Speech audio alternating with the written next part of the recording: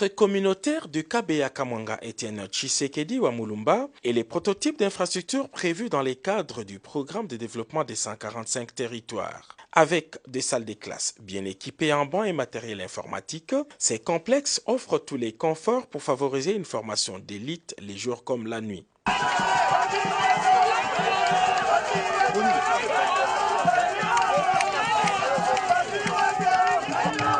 C'est dans une effervescence naturelle que le président de la République, Félix-Antoine Tshisekedi Tshilombo, est venu couper les rubans symboliques de ce centre pilote de KBA Kamwanga. Le chef de l'État, Félix-Antoine Tshisekedi Tshilombo, a fait le tour des propriétaires de cette école qui symbolise le développement à la base. Les élèves de KBA Kamwanga bénéficieront, en plus des salles de classe modernes, d'un point d'adduction d'eau potable,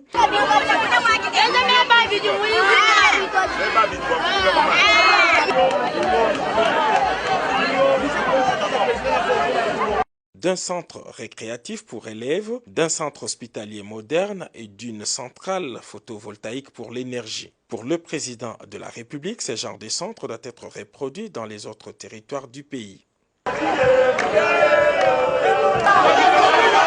Autre symbole de développement à la base, les projets d'adduction d'eau potable initiés par Mme Clotilde Kapinga Mulumba, présidente de la Fondation Mutota.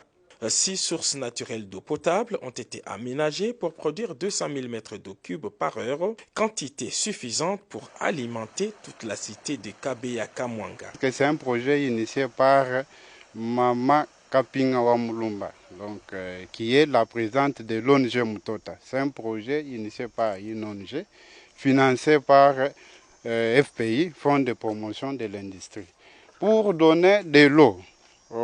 À KBA Kamwanga, nous avons 3 composantes.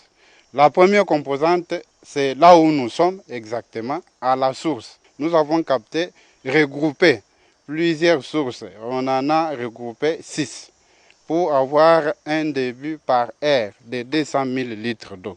Donc c'est ça, ce que vous voyez ici, ce n'est pas une piscine, c'est un bac de captage. Ça, c'est une eau naturelle, ce sont des sources artésiennes. C'est une source intarissable. Donc, naturellement, ça n'a même pas besoin d'un traitement parce qu'il y a eu déjà les analyses physico-chimiques, les paramètres physiques de l'eau, les paramètres biologiques. Je parlais physique, chimique et biologique. Donc, toutes ces analyses-là ont été effectuées et l'eau a été certifiée naturellement potable.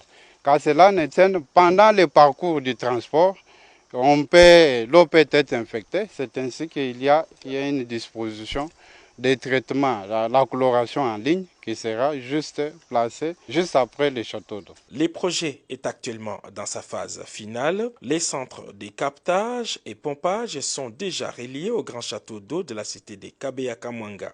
Une trentaine de bornes fontaines sont déjà disséminées à travers la cité pour livrer de l'eau potable à la population.